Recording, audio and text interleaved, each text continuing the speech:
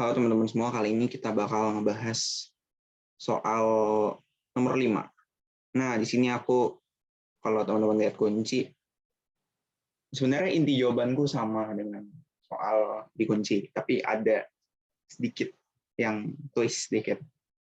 Nah, di soal ini kita udah pernah ngebahas di pertemuan terakhir sama Bu Sri. Jadi, ini dari data analisis yang ada di Excel.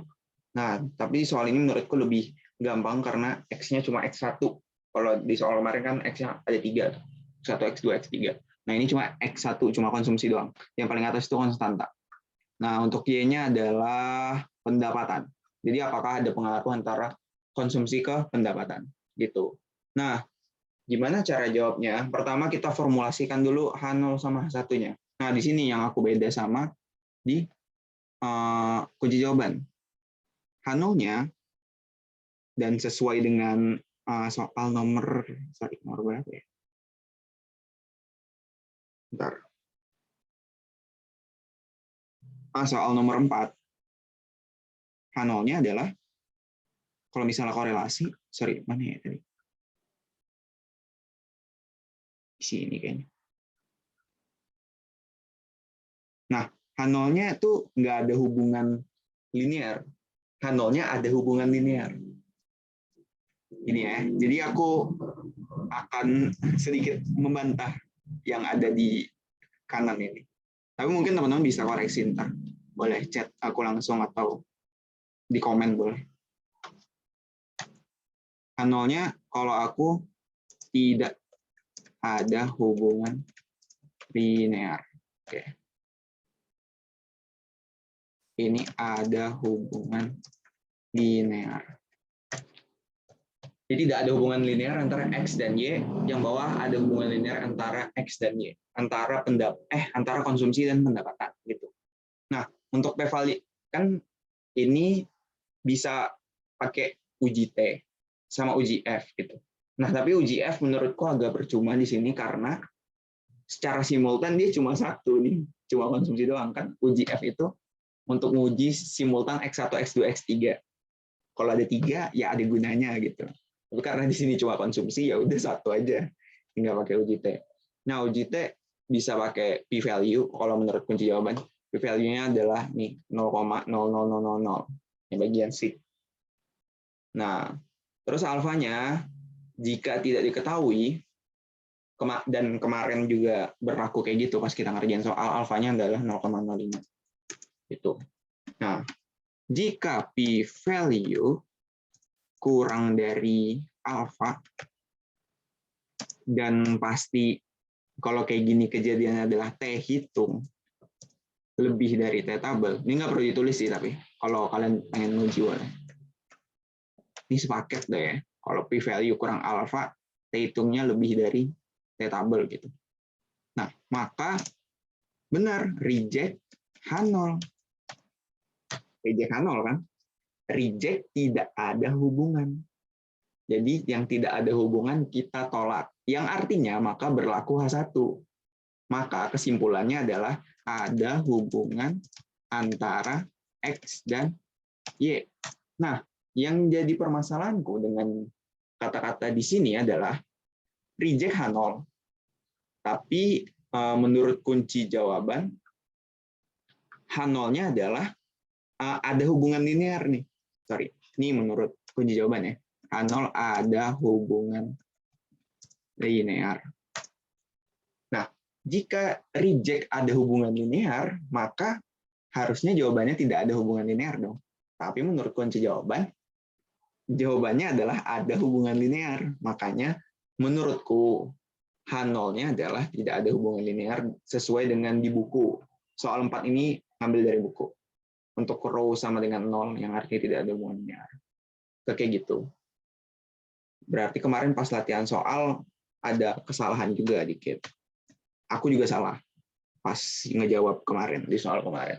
Itu ini baru nyadar juga setelah berkontemplasi.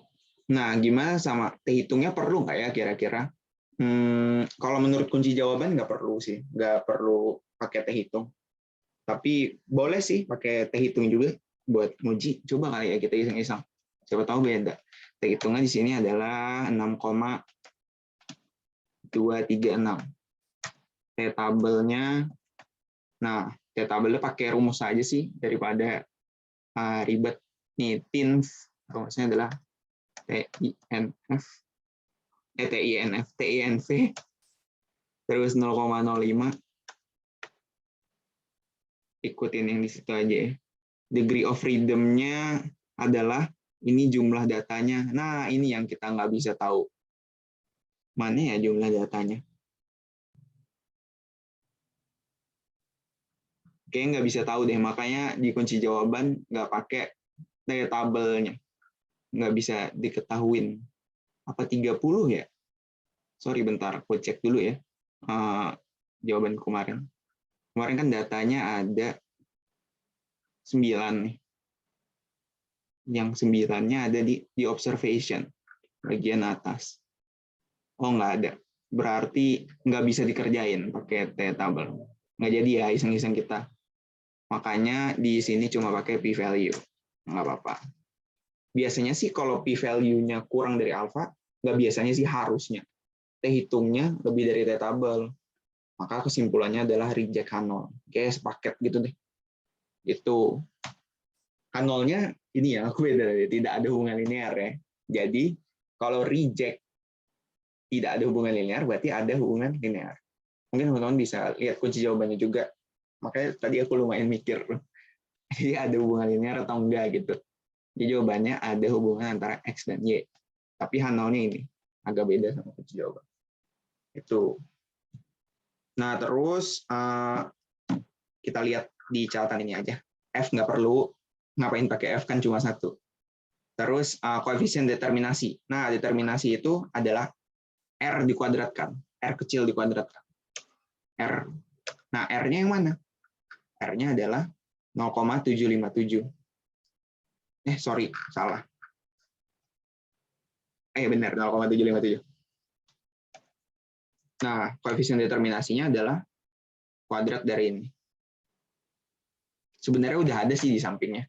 0,573 R square.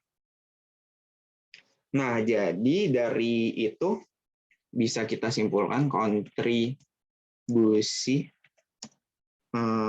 ini menurut kunci jawabannya pengaruh konsumsi terhadap pendapatan adalah 57,3%. Dah gitu aja, simple ya. Nah, terus kita pakai model persamaan regresinya gimana? Berarti Y pendapatan sama dengan, nih kita lihat nih konstantanya 5,561. Sorry, itu di belakang aja. Aku nulis gradiennya dulu. Gradiennya adalah 2,340 nih X dikurangi 5,561. Pendapatan sama dengan 2,340 dari konsumsi dikurangi 5,561. Ya, itu model regresinya. Yang artinya jika ada kenaikan konsumsi satu satuan, maka pendapatan meningkat 2,34. Gitu cara menginterpretasikannya. Jadi yang aku beda untuk soal nomor 5 cuma di H0-nya. Mungkin teman-teman let me know lah apakah aku salah atau gimana. Soalnya kayak menurut logika sederhana jika reject tidak kayak negatif dikali negatif nih. Jadinya kan ada hubungan pakai H1 gitu. Itu sih yang aku agak beda dikit. Nah, thank you. Gitu aja nomor 5. Let me know ya kalau salah bisa dicat aja. Nah, thank you.